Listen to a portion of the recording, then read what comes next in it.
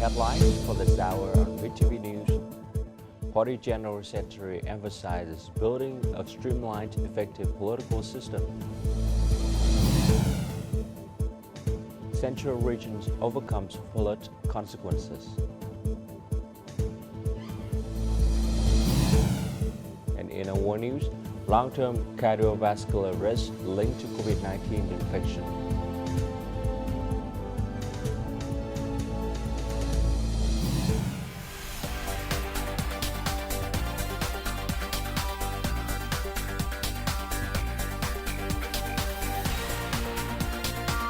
Broadcasting from Hanoi, the capital of Vietnam. VTV News starts right now. Hello, it's 8 a.m. local time in Hanoi, and you're watching VTV News. Speaking at the Party Central Committee conference, Party General Secretary To Lam affirmed that the Central Committee is determined to carry out the resolutions to reorganize the political system for greater efficiencies and effectiveness. Party members and the public eagerly anticipate the swift implementation of these policies, paving the way for the nation to enter a new era. The determination to review and streamline the organizational structure of the political system must be completed by the first quarter of 2025. Party committees and organizations at all levels must set an example, be proactive, and act decisively to fulfill their assigned duties. This must be done in the spirit of building the ship while sailing, where higher levels do not wait for lower levels to act, ensuring continuous momentum to change. The public supports the determination and leadership of the party. However, this is not an easy task. The timeline is urgent. However, we've had ample time to gain experience and prepare. Now it's crucial to expedite the process, consolidate experiences, and define a clear direction for reforming the political system. The Party General Secretary also called on leaders and heads of departments to be exemplary, proactive, and decisive. The task is challenging, sensitive, and complex, demanding high determination, courage, and a willingness to sacrifice personal interests. Citizens and business representatives highly valued the Party Central Committee's insistence that the organizational structure must function more effectively than the old one and be carried out without disrupting daily activities or economic development. The top leader stressed the importance of putting people and businesses at the center of the process. Streamlining the structure should benefit citizens and businesses by reducing costs, time, and effort in administrative procedures. Localities support this policy. We only hope that their organization quickly begins functioning, whilst ensuring that no disruption is caused to the public. With strong determination, the revolution to streamline the organizational structure will lay the foundation for Vietnam to enter a new era of prosperity. National Assembly Chairman Trần Thanh Mẫn chaired the first meeting of the Steering Committee on Monday. Our review was the implementations of the resolutions on political system renewal and restructuring. The meeting addresses proposed tasks and solutions for reorganizing the National Assembly, its bodies, the standing committees, and the National Assembly office. The chairman emphasized that the review must be urgent, serious, democratic, scientific, and objective.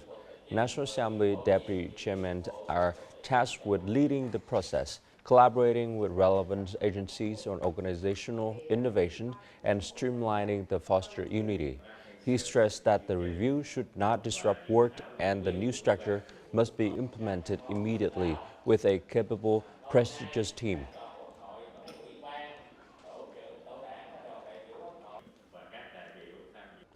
The National Assembly Standing Committee discussed the draft resolutions on reducing value-added tax VAT on Tuesday.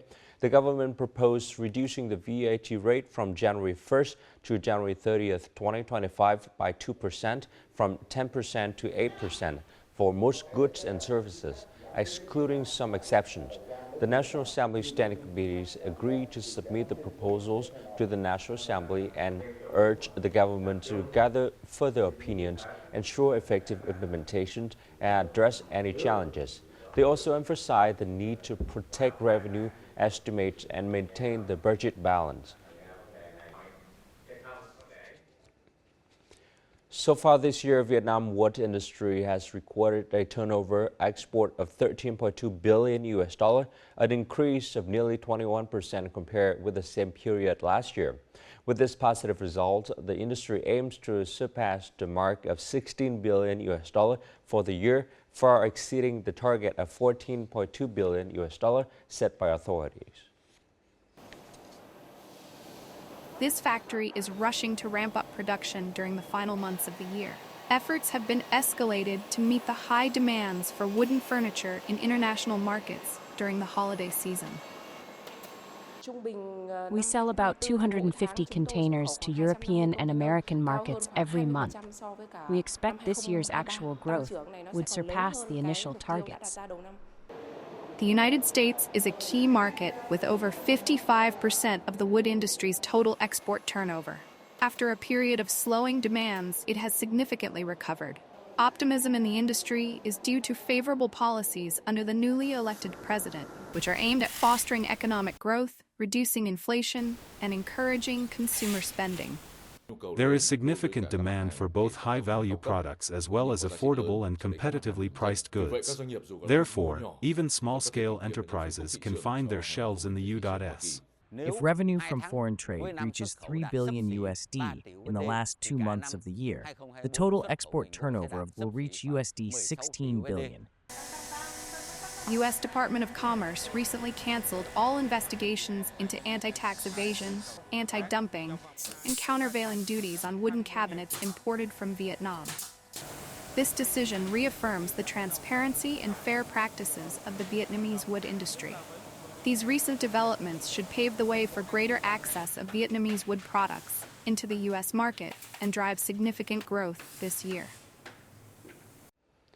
As of mid-November, Vietnam has exported more than 8 million tons of rice, bringing in more than $5 billion US, the country's highest turnover in the history of rice export, according to a statistic from the General Department of Customs.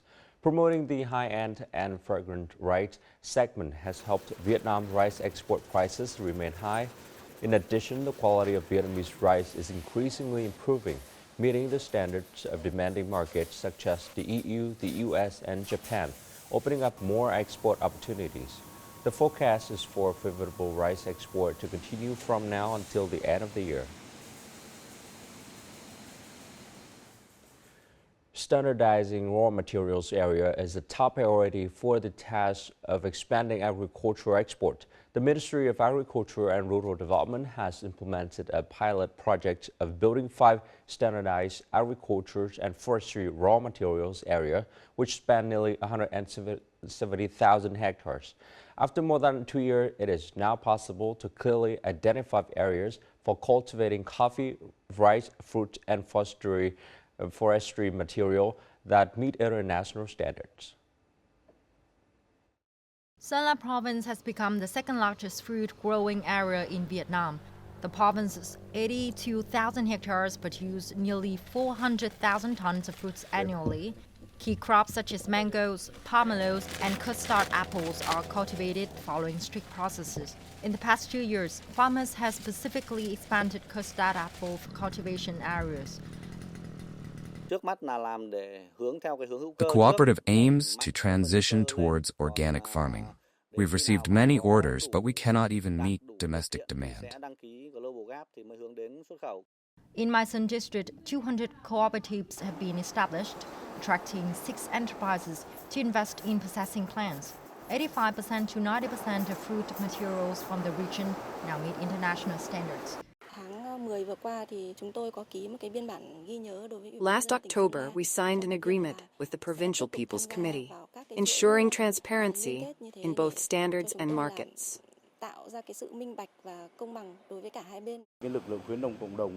We've brought various stakeholders together. Our community-based agricultural extension system operates in raw material zones to connect farmers with processing plants. In addition to standardizing agricultural products, infrastructure in raw material regions is also being improved. According to the Ministry of Agricultural and Rural Development, nearly 100 kilometers roads, 3 pumping stations, and 3 warehouse showroom complexes have been completed in the 5 pilot zones. The positive results from these standardized zones are spreading rapidly, driving more investment into the agricultural sector. Coming up next on VTV News, Central Region overcomes flood consequences.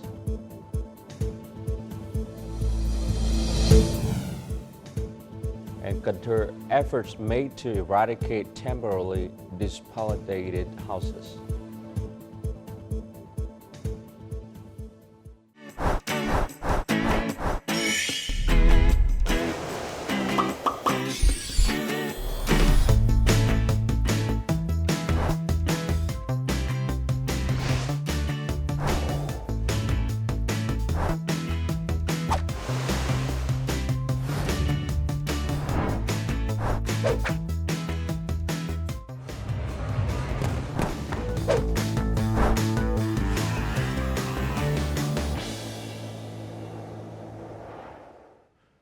In recent days, heavy rain, floods, and landslides have caused significant damage and are still continuing to result in harm in Thừa Thiên Huế, Bình Định, Quảng Nam, and Quảng Ngãi. At present, these localities are urgently working on recovery efforts, even as the rainy season continues. In Hue City, heavy rains over the past few days caused severe flooding on provincial, inter-village and inter-commune roads, as well as low-lying areas in Quảng Điền, Phong Điền, Phú Vang and Phú Lộc districts. After the water receded, hundreds of officers, soldiers and functional forces rushed to help local authorities recover from the flood damage. We direct forces to conduct inspections and set up warning signs, ropes and barriers to prevent passage when the water rises, ensuring safety and preventing casualties. As of November the 26th, hundreds of landslides have hit Guangnam's mountainous areas, including dozens that caused traffic jams. Authorities have deployed teams and vehicles to clear debris and ensure traffic flow. Due to the recent landslide, we consider it unsafe. The district will continue to implement safety measures for students and teachers. Forecasts predict more heavy rain in the central region, increasing the risk of double flooding. We are addressing the risk of landslides to ensure traffic safety for passersby. The military command of Thừa Thiên Huế is readying forces to inspect vulnerable areas at risk of flooding and landslides, with evacuation plans in place if needed. Cần Thơ City is accelerating efforts to eliminate temporarily and dilapidated houses by 2025. With that, the locality is stepping up resources to help near-poor households in difficult circumstances settle down, gain more motivations to work and be productive, and improve their overall lives. Thị Đạt family in Thới Đồng Commune, Cờ Đỏ district, Cần Thơ City, is one of the last 2 poor ethnic households in the district to receive land and funds to build a new house. The home is not only a place to live, but also a source of hope and motivation to improve their lives. I'm so happy. Ever since I received the support, I've been so excited that I can't sleep. Only 51 households are eligible to build new homes and remove dilapidated structures. We are mobilizing support to complete this task by 2024, enabling the Cờ Đỏ District Party Committee to remove all temporary houses and contribute to the successful implementation of the Prime Minister's directives. In Cần Thơ City, over 900 households face housing difficulties, with 342 eligible to build new homes. The city has organized resources to eliminate temporary and dilapidated houses, completed over 500 new homes to date. We view this as a key task to improve housing for poor, near poor, disaster-affected, and revolutionary contributor families by 2025. The political system and armed forces at all levels are mobilized to eliminate temporary and dilapidated houses in the city. Cần Thơ aims to eliminate temporary and dilapidated houses by September 2025, helping people stabilize their lives, reduce poverty, foster development.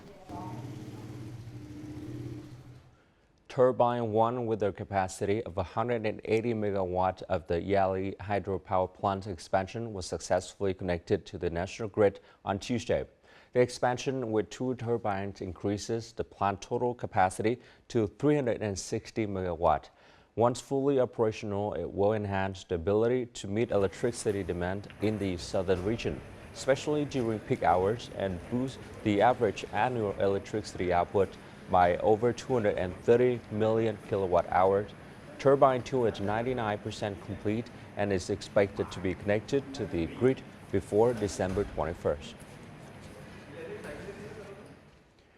The Hanoi Department of Agriculture and Rural Development partnered with Italian enterprises and the European Handicraft Organization to help local facility finalize designs for OCO products and craft items made from fabric, silk, and linen. Through the Hanoi New Rural Development Program, Vietnamese materials have been used in collections targeting European and international consumers. Known for their vibrant colors and creative designs, these materials are expected to perform well in the European market. The collection will be featured at the Hanoi Agricultural Products and Craft Village Festival opening this weekend.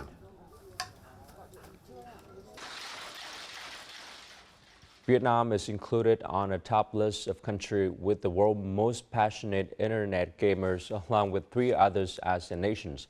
On average, an internet gamer spends about 80 minutes per day playing.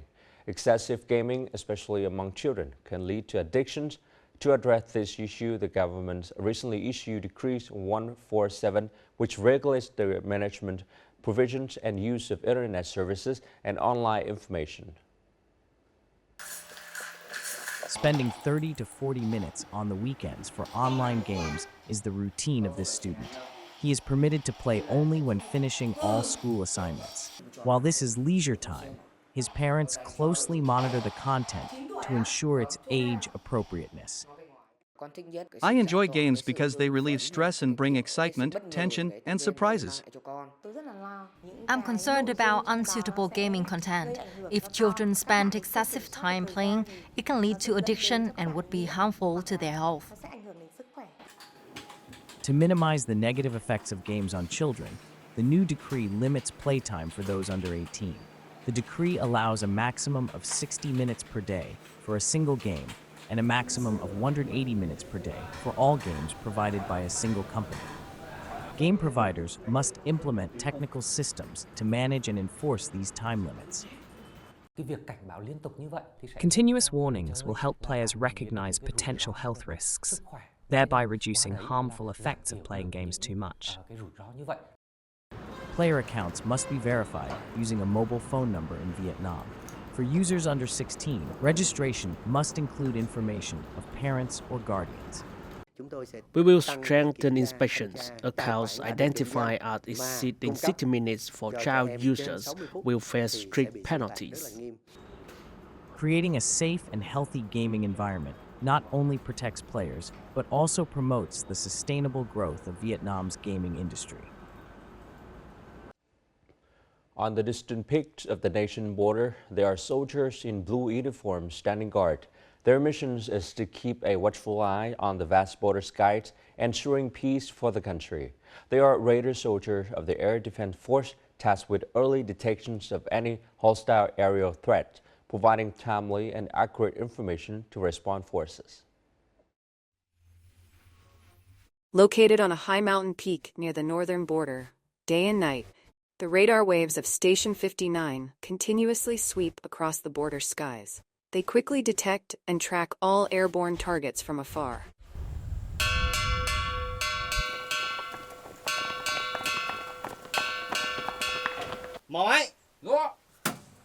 Xuất hiện 001 130 150.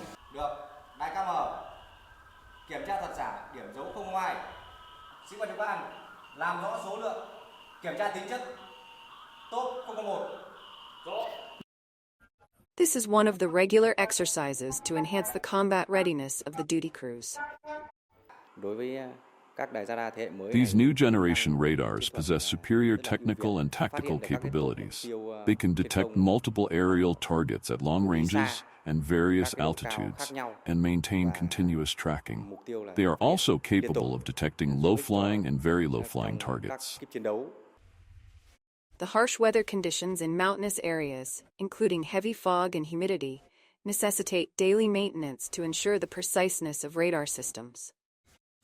We must regularly clean and use dehumidifiers in the equipment room to ensure optimal operating conditions for the electronic circuits.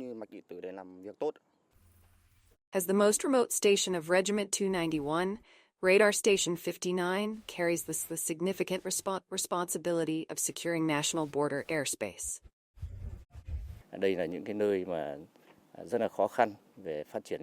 In times of peace, it is even more crucial to strictly manage all aerial activities, especially military flights.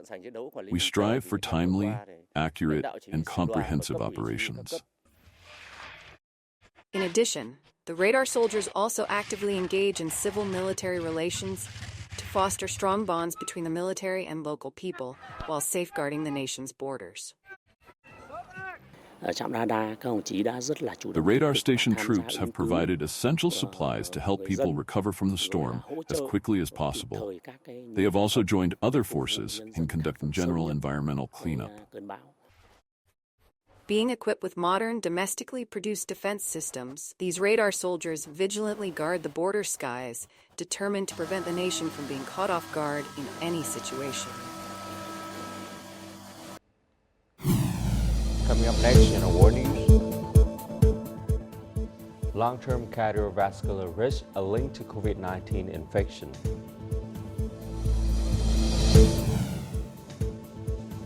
And China issue yellow alert for snowstorms and cold wave.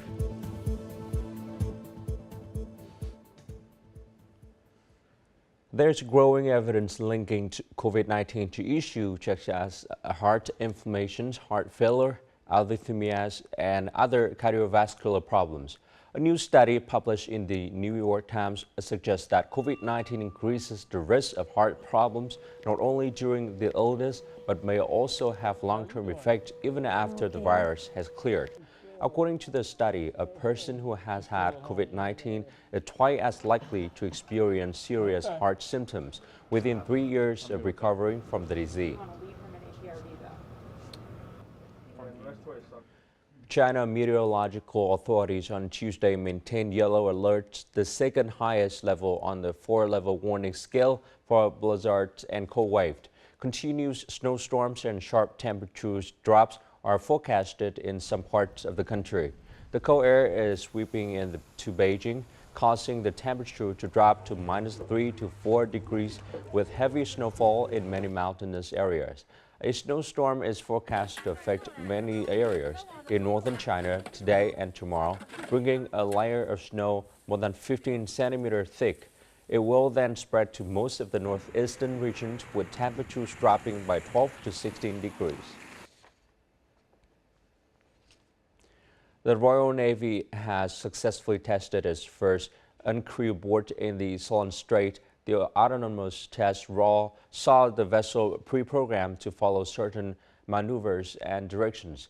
The remotely piloted tests were controlled by the Royal Marine using a console on board the ship. This is the first time the uncrewed board has operated in an area with heavy shipping traffic. Equipped with cameras and sensors, APAC provides live data to the control unit for analysis.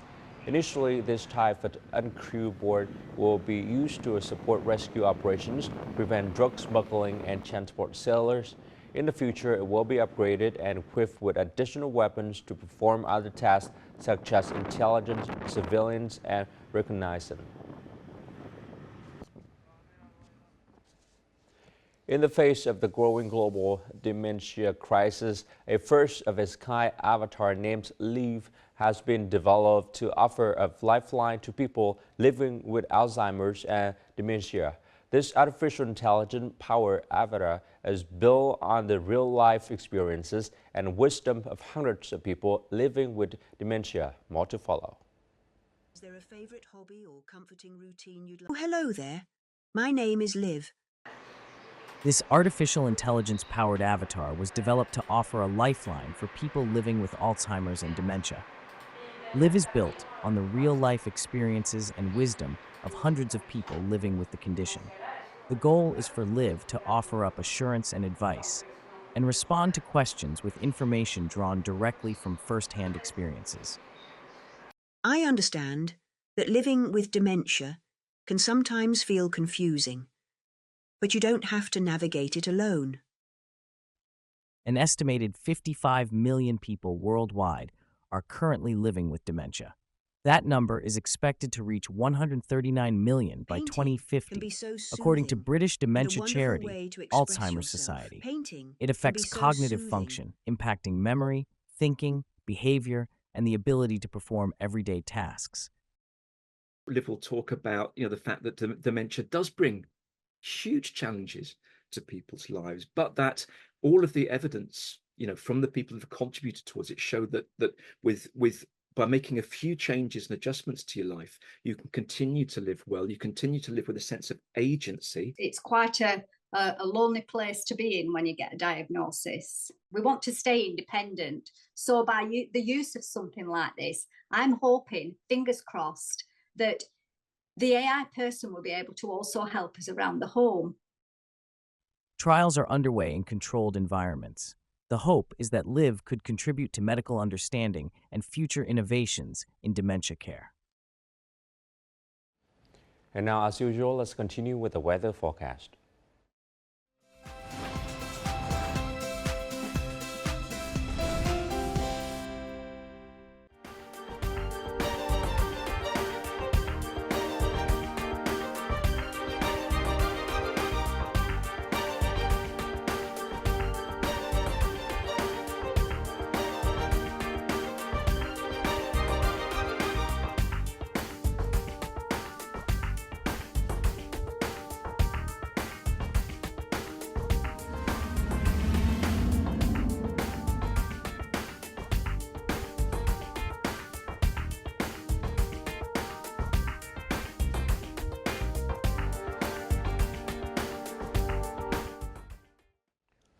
And that's it for this hour on VTV News. To rewatch our program, you can log on to VTVgo.vn or download our mobile application VTVgo. Thanks for watching and goodbye for now.